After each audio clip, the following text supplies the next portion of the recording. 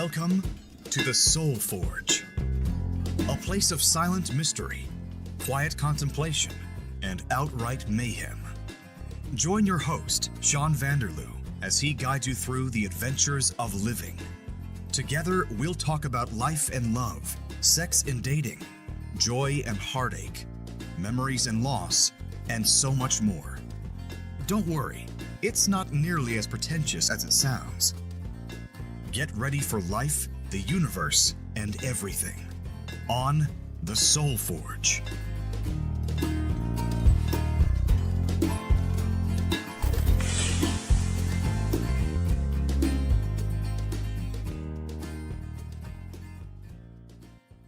Hey there, it's your friendly neighborhood host, Sean. This is the Soul Forge. Welcome to my show. So glad you made it. Got a special treat for you this week. I told you we were going to have some fun and exciting episodes coming up, and this one is no exception. Nothing dark, nothing depressing, no dramatic childhood memories, nothing of the sort this week. This week's episode is an interview with a writer. That's right, an author. Somebody who writes books, stories, and you're going to hear from him today. That's right. We've been following each other on Twitter for quite a while, and he's listened to both the Soul Forge and the Rusted Robot podcast for a while, and we finally had a chance to have a conversation the other night, and I think it was a great conversation, and I think you'll like it too. Have you ever wanted to be a writer? Have you ever thought about it? Even entertained the idea in a slight manner? Well, tonight you're going to hear about Danny Boy, and his struggles, his inspirations, all the good stuff, everything that comes with it when you want to be a writer and get your creativity out into the world. Before we start, I've got a future shout out. Darlene discovers the podcast in 2019, sometime in the summer when she's on her vacation from school, and she finds the podcast and it inspires her, or I should say it will inspire her, to change her major and do what she really loves. No holding back. Be the person she wants to be. Darlene, we're proud of you, and one day I'd love to have you on the podcast. For those of you who are new to the podcast, that's a little feature that I put in every once in a while. Future shoutouts. I imagine that somebody has discovered the podcast sometime in the future, and I'm just acknowledging them. It's a thing. Anyway, without further ado, I'm going to drop us right into the middle of a conversation with Daniel Hitch, the fantastic author, and I hope you really enjoy this episode. Here goes. As far as writing is concerned, I've always been interested in writing from an early age. When it was primary school or junior or elementary school, I think it's called, I would always sort of entertain the teachers by making up stories in our English class, whether it would be making up a silly story about a dragon or something like that. And, you know, it would generally get a laugh or it would get some sort of reaction. So I enjoyed doing it and I carried on doing it. I would always write in my spare time, and that just sort of carried on throughout my childhood. But then I kind of drifted away from it because thinking, you know, I can't make a career of that. I couldn't do anything. I couldn't pay the bills. You know, you always have that kind of thing drummed into you that, you know, you need to get a proper job and all that kind of thing. Right. So it was always there. It was always something I did, but it wasn't really anything I thought I could turn into a profession to pay the bills with. So I sort of focused on what I enjoyed at school. So history, philosophy, those sorts of topics, so I could sort of keep that creative aspect and also the learning aspect, so writing stories are based on things that I knew from history or what have you, or philosophy lessons. So I sort of kept that going as well, but I'd sort of drifted away from writing as anything more than a pipe dream. Okay, and did you read a lot of books? Did you? Sure. The big books that I read, the first things that I read were were science fiction. So that again sort of pushed me into loving the science fiction that I grew up with, the Star Treks and what have you. But the two books that I read first were H.G. Wells' The Time Machine and H.G. Wells' War of the Worlds, because they were part of a two-book collection. So you had the two, one after the other. And I just loved the art, the cover art that was on the front. I didn't really know who H.G. Wells was. I didn't know anything about it. And I think I was only 8 or 9 when I read it. Oh, wow. Yeah, really. I mean, I just found it on a shelf. I was drawn by it was a picture of Big Ben sort of in flames and in tatters with the big tripod machine behind it, sort of shooting a laser beam towards London. And it it got to me. I don't know why, it just sort of drew me in, and from there just carried on reading science fiction and just anything I could sort of absorb. I went through the whole catalogue of H.G. Wells, The Invisible Man, just anything, Jules Verne, anything I could find, and just went through all the classics. And they were voracious writers, weren't they? They wrote quite a bit. Oh, incredible! I mean, when you think of all of Jules Verne, and he was talking about launching men to the moon, and he was talking about submarines, and he was talking about technology that you hadn't seen but was only 20 years away, or in the case of the moon, it was only 60 or 70 years away. It's incredible just to think that they just imagined it, and there it is. It's it's part of our history now. Just unbelievable. So it inspired you, and Definitely. Of course. I read a lot of that stuff. Probably not as many things as you did, but when I was younger, I thought about being a writer as well. But I didn't keep up with it. I didn't. I wrote poetry back in university to impress girls. But and I've enjoyed the poetry and all of the Soul Forge. I've enjoyed it. Oh, good. Thank you. I haven't put a lot in lately, but I'll do more eventually. Yes. What else? So I thought about writing, and I could just never motivate myself to do it. How did you find the motivation to go ahead and actually stick with it? Well, most recently it's been more of a financial decision. Knowing that I had something that I could do, I can write, and I have written, and because I took the decision to be a stay-at-home dad, I also had now the time to do it.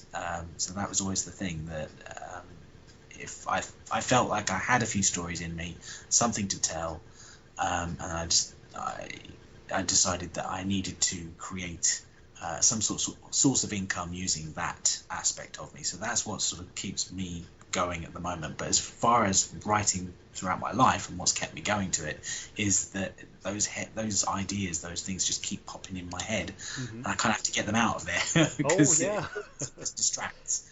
It just distracts from everything else that you're doing, because otherwise you'll just be, you'll have to, go to the local shop and get some food or whatever for the day. But as you're going through those monotonous things, these things keep popping in your head, and they're distracting you from all the stuff you're supposed to get done. So I just needed to sort of get it out, and just by physically typing keys on a keyboard, it just kind of is cathartic. It just gets you out of that headspace. I think I do it to stop myself from going insane. Okay. Yeah, I can understand that, because I'm always full of ideas, but I never, like I said, had the discipline or the ambition or whatever it was to actually sit down and do the thing. So I do podcasts instead, because it's still a creative outlet. It's not actually writing, but okay. So you are a stay-at-home dad. Yes. And how long have you been doing that for? Since about 2013. Yeah, February 2013. So it's coming up on 5 years now. Jeez, wow. Okay. Yeah, I used to work up in London, part of the Foreign Office, Foreign and Commonwealth Office. It was a job that I sort of fell into. A friend of the family knew that they were recruiting, so he kind of put my name forward. The Foreign Office, don't know if you're aware, just sort of deals with passports, supporting embassies around the world, that sort of thing. So it's all the government sort of paperwork aspect of running all the embassies around the world, and sort of protecting its citizens around the world, that kind of thing. It sounds exciting. It's very exciting for the people doing all of the frontline stuff. I was the guy with the rubber stamp, just stamping. Okay. I was the pencil pusher, so there's nothing really amazing about me in that aspect. But I had the proper job. I had the thing that your parents always tell you you're supposed to do. Have that the proper job, the office job, and do everything else as a fallback. And I thought, yep, I've got it. I've got my career now. This is what I'll stay in until I have to retire, and then I can go on a cruise for the rest of my retirement. Unfortunately, it didn't kind of work out that way. 2008 happened, and the financial crisis kind of hit everything. Yes, right. Pay freezes, everything just stopped, and wages weren't sort of increasing with the inflation rates and what have you, and the cost of commuting into London was too much, and it just became more than what I could earn each month to stay working in London. And it actually made more sense where my wife was a teacher, she had the career, she had the stability, to just stop working in full-time employment, get something local, get something part-time, and just sort of have that little extra trickle of money coming in to sort out the last niggly bits of bills, and then stay at home and raise the kids, not have some stranger in the house dealing with it, or sending the kids off to some stranger to raise the kids. I could do it myself. Oh, that works. Yeah, and it's been good. It's been fun because I've been able to stay in my kids' lives. Otherwise, if I'd stayed with the Foreign Office, if I'd stuck it out and we'd been losing money, we would have been in financial problems. I wouldn't probably have seen my kids as much as I have.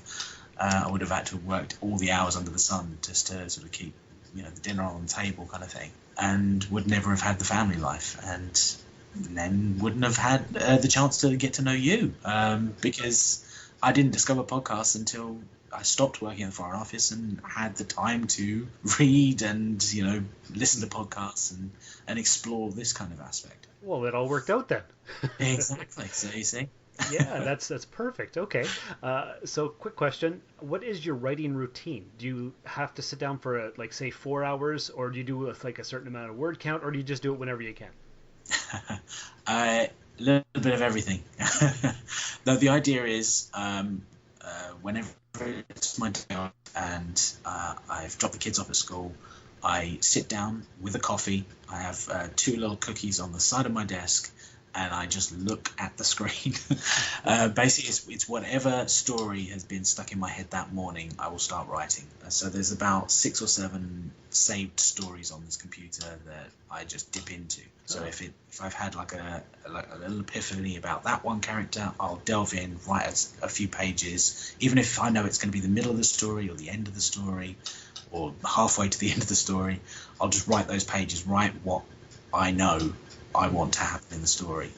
Whether it stays there, whether it's actually something there, then hopefully that will sort of generate more content. That will generate more about, well, how did that character get to that point?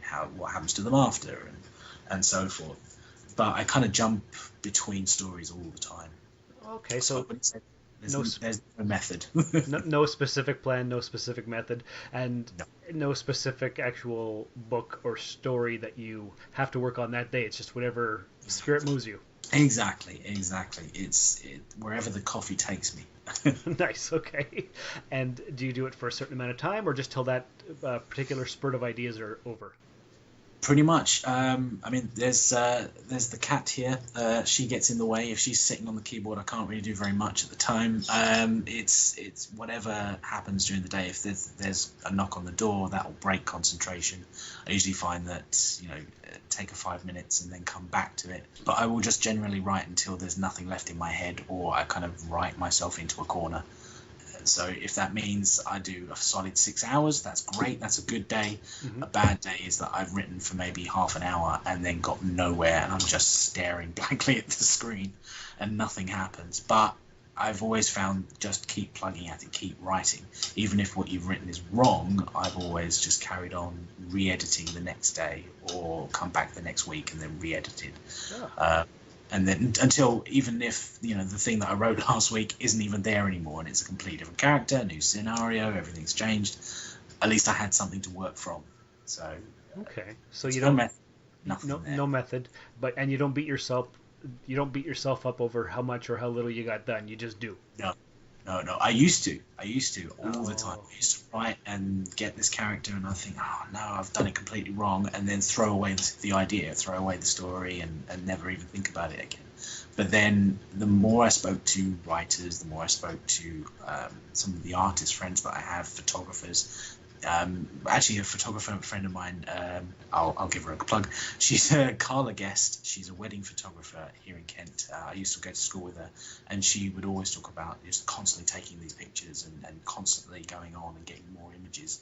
And it was all about, take as much as you can and then pick your favorites or pick the best bits. And so re-editing was what it was for writers. So you constantly write, take your favorite bits and just focus on those bits, rather than thinking that everything has to be perfect straight away. Okay, that's good advice. Okay, so how many books, stories, whatever, have you actually had published? Published, I have had 4 short kids books, which are the Bubbles the Pirates books. Bubbles the Pirate is a character my youngest, or my second son now, inspired me to write. And I've also had 1 science fiction short story called The Long Stay, or The Short Stay, sorry. The Long Stay is the next one. The Short Stay is a science fiction story that I wrote as part of a competition called the X Prize last year in 2017, which was rejected, didn't get very far in the competition, so I just sort of reworked it, tweaked it, and now it's sort of become this basis for hopefully a longer science fiction story that I hope to write. Ah, okay. And which one did you dedicate to your podcasting buddies? That was The Short Stay. That was the science fiction one. It's my little homage to pretty much every podcast that I was listening to from the moment I left the FCO with all my part-time jobs when I discovered podcasts, all the way up to publishing the book. Because when I was doing these sort of the menial, the retail jobs that everybody hates, I would stick my headphones in, get the job done, get my head out of what I was doing and the monotony of filling the shelves with listening to these fantastic podcasts and these funny conversations that everyone was having about science fiction, whether it was Star Trek, whether it was general science fiction or comic books or what have you. You guys kind of saved my sanity, so I figured I owed it to you to write something science fiction-y about something that I found interesting, which is time travel, and dedicate it to you guys. If you are loving this podcast, you should tell a friend about it. Spread the word about podcasts you think they would enjoy. There's something for everyone, from entertainment and lifestyle To news and politics and more. Share it on social media. Believe it or not, some people don't know how great podcasts are. or even how to find and listen to them. You can help change that with a click. Tell your friends about your favorite podcast. Thanks for spreading the word. Well, I like that idea a lot. How would I get a hold of this? I haven't been able to read any of your stuff yet. This is the thing that I didn't understand. I've gone through Amazon Publishing. When you're an Amazon Prime person, you get this sort of side aspect to it in that you can publish anything you like through the Amazon Publishing app. So you go through there, you upload all of your manuscripts, and you can publish as you want. You can create your own covers and what have you. The way I read the small print is that it is all of the westernized countries, so USA, Britain, Canada, and also Australia and what have you, instantly get it, and then other countries kind of filter through. Unfortunately, I don't think it applies to Canada. Of course. I think Canada is on something called Amazon.com International or something like that.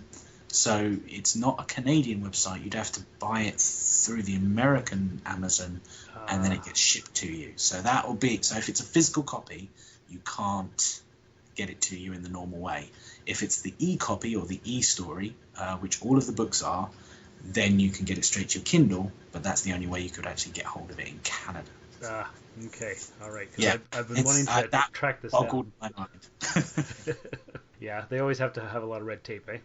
That's it. Yeah, I don't understand why Canada, why you guys have a different thing, and then America has a different thing, and Australia has its own baffling thing as well. Just bizarre. Very much so. I just want to sell my books. I guess so. And do you have hard copies in your house? I have a hard copy of the Bubbles book. I have yet to buy my own hard copy of the Short Stay. I don't know why we haven't bought it yet, actually. That reminds me, I think I need to do it. and there's 4 Bubbles the Pirate books? There are. Bubbles the Pirate is a short story, or 4 short stories, based around the life of Bubbles the Pirate in a piratey world, experiencing life at his school, his pirate school, Phil Bean and Bart's, learning all about life through these sort of small adventures and all these wacky characters that he meets. And it's something that I illustrated. I didn't actually think I could draw in any kind of shape or form, but my wife just said, why don't you do it rather than pay someone else to do it? Mm-hmm. So I thought, yeah, that's all right, fair enough. I'll earn some more money that way. And so I did. Nice. That's awesome. And have you what would you call it? Have you gone on book tours? Have you done any book signings locally? Have anything like that? I wish, but there is something called the Rochester Literature Festival, which happens once a year, and I think is in its 5th or 6th year now, which I'm hoping to get into. Which Rochester is a local part of Medway, so you've got Rochester, Chatham, and Gillingham, 3 little towns in Kent that have kind of conglomerated into something called Medway. Rochester has its own literary art festival, but I think it's open to everybody. So I'm trying to get into that if I can, so I can sell my wares and plug my books. Well, for sure, yeah. And then you can do autographed copies and sell to the local kids and all that stuff. I need to get my people to talk to them and My people will call your people and all that yeah, stuff. exactly. Oh, that's awesome. Do you have any favorite authors? H.G. Wells. Mm-hmm. But in terms of the kids' books and the things that have inspired me for Bubbles, it's got to be Roald Dahl. Roald Dahl is the master. You can't go any further than that. Fantastic Mr. Fox. I wasn't actually a fan of Charlie and the Chocolate Factory. I was actually a fan of the sequel, which is Charlie and the Glass Elevator. Oh, okay. That's my favourite one. Everyone goes to Charlie and the Chocolate Factory. They forget that there was this sequel, which is this mad idea that they go into space in the glass elevator with all of Charlie's family, and they meet all the different monsters that get mentioned that attack the Oompa Loompas and all this sort of thing. Oh, wow. It's crazy, but everyone seems to forget it exists, and I don't know why. I didn't know about it. It's my favorite. It's definitely my favorite one. I think there's still a copy in my parents' house somewhere. Oh, jeez. Okay. But yeah, definitely him, Roald Dahl. Okay. Let's see, what else can I ask you here? Do you have any advice for aspiring writers? Ooh, well, I am an aspiring writer. I've only done 5 books, but yeah, I think it's the editing thing. It definitely is that. Every single person, even when you listen to people who make movies and things in all their documentaries, Kevin Smith says it all the time. Just write, then edit. That's the trick. That's the thing. Just stop, because it's sort of reached an impasse in your head. Just get whatever's in your head onto a piece of paper or write it on your computer, then re-edit and re-edit and re-edit until you polish the diamond, I think is how he said it. Okay, well, that's really good advice. So don't edit as you go along. Just get it all out there and edit later. Yeah, don't listen to me, listen to Kevin Smith. Okay. Okay, all right. And anything that you regret about choosing the writer's life? Doesn't pay. Okay.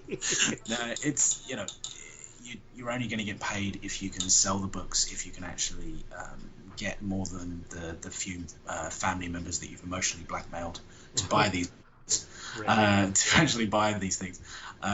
So, if you want to turn it into a career that makes you money and makes you fortune, not everyone's J.K. Rowling.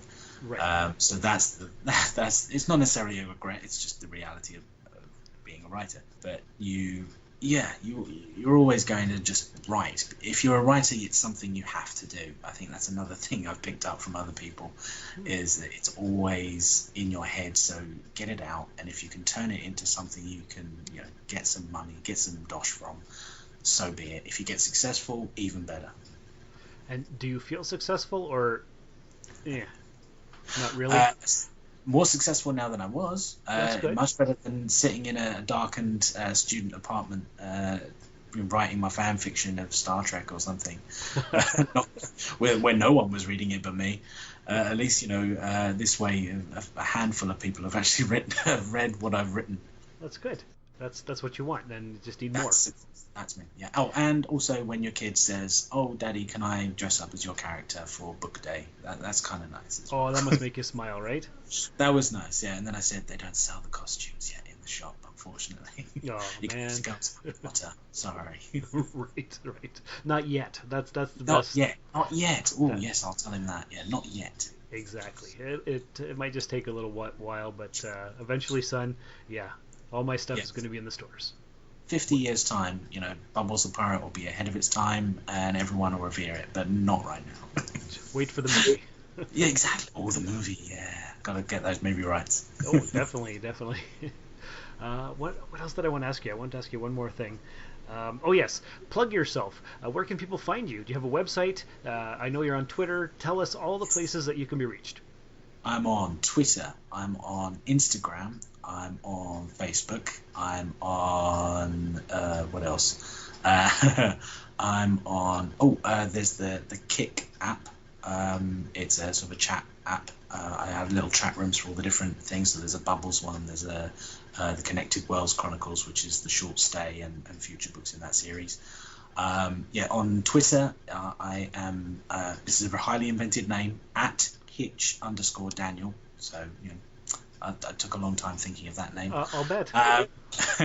There's also Twitter accounts for Bubbles himself. He tweets every now and then, sometimes in verse. And on Instagram, I am Hitch_Daniel_writer, because apparently there's quite a lot of Daniel Hitches who are artists, and so I need to differentiate myself from them. Who else am I?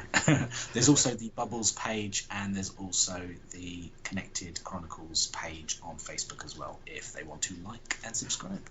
Well, you know what you'll have to do? You'll have to share those to the Soulforge Podcast Facebook page, so then I can share them from there. Or just send me in a private message, whatever, and we'll get them shared. Yes, will do. Fantastic. Thank you very much. No, thank you. Thanks for coming on to the Soulforge Podcast, and good luck in all your future endeavors. Thank you. All right, and that was Daniel Hitch. Great conversation that I had with him. We actually talked for quite a bit longer than what you hear on this episode. We talked about Star Trek Discovery and podcasting and life in the UK and traveling and all kinds of good stuff. One of these days, I'm going to have to meet all my British buddies that I've met through podcasting. Can't wait. That'll be an episode in itself one day in the future. Hey, would you like to be on the podcast? Why don't you send me an email, soulforgepodcast@gmail.com, or you can just tweet me, soulforgepod. I would love to hear your stories, and I'm sure our audience would love to as well. If you have something amazing that you did, some horrible truth that you feel like you need to get out there, hey, the Soulforge Podcast is all about experiences, learning, sharing, exploring who we are as people. And I'd love it if you would care to share with me. Anyway, that's it for this week's episode. Hope you enjoyed it.